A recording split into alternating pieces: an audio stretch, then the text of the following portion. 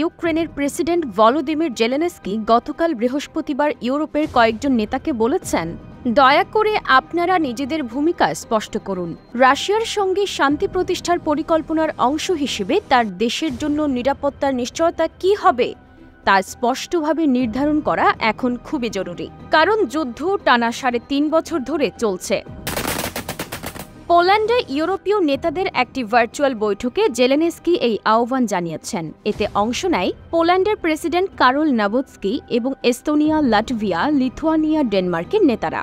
বৈঠকের ঠিক আগে বুধবার রাতে রাশিয়ার এক হামলায় ইউক্রেনের রাজধানী কিয়েভে অন্তত ২২ জন নিহত হন বলে স্থানীয় কর্মকর্তারা জানিয়েছেন। জেলেনস্কি বলেন, বৈঠকে অংশ নেওয়া নেতারা রাশিয়ার ওপর আরও চাপ তৈরির বিষয়ে অভিন্ন অবস্থানে পৌঁছেছেন। ইউক্রেন রাশিয়ার সংঘাত নিয়ে আসছে কূটনৈতিক আলোচনার আগে এটি একটি গুরুত্বপূর্ণ সমন্বয়।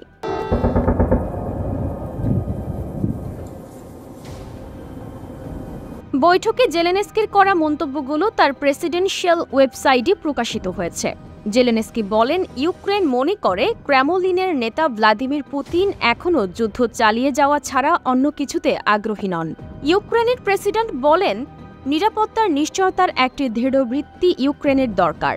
এই নিয়ে যুক্তরাষ্ট্রের প্রেসিডেন্ট ডোনাল্ড ট্রাম্প একমত হয়েছেন এবং এক সপ্তাহ ধরে বিষয়টি নিয়ে আলোচনা চলছে।